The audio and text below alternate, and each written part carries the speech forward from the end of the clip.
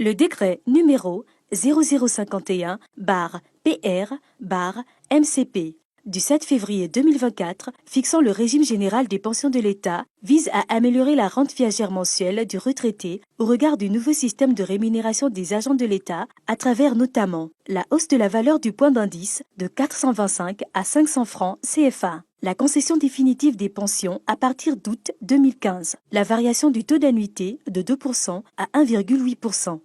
Le nouveau mode de calcul des pensions se décline désormais comme suit. Indice multiplié par la valeur du point d'indice, multiplié par le nombre d'années de service validées, multiplié par le taux d'annuité, multiplié par le coefficient de progressivité. Le taux d'annuité est variable selon que le pensionné est parti à la retraite avant ou après le 7 février 2024. Le coefficient de progressivité est fixé par intervalle à l'article 94 du nouveau régime général des pensions de l'État.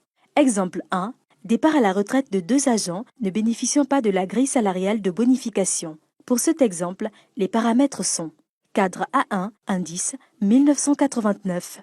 Valeur du point d'indice égale 500 francs CFA. Nombre d'années de service 33 ans. Cas numéro 1, départ à la retraite en août 2015. Taux d'annuité 2% et taux de progressivité 70%. Cas numéro 2, départ à la retraite en février 2024. Taux d'annuité 1,8% et taux de progressivité 87%. Le calcul de la pension de cet agent sera donc K1, pension NSR égale 1989 multiplié par 500 francs CFA multiplié par 33 multiplié par 0,02 multiplié par 70% égale 459 459 francs CFA. Cas numéro 2, pension NSR égale 1989 multiplié par 500 francs CFA multiplié par 33 multiplié par 0,018 multiplié par 87% égale 513 938 francs CFA. Exemple 2. Départ à la retraite en février 2024 d'un agent présentant le même profil de carrière que dans l'exemple précédent et bénéficiant d'un indice de bonification sectorielle. Santé, enseignement, recherche, magistrature, officiers généraux. De 200 points, le calcul de la pension devient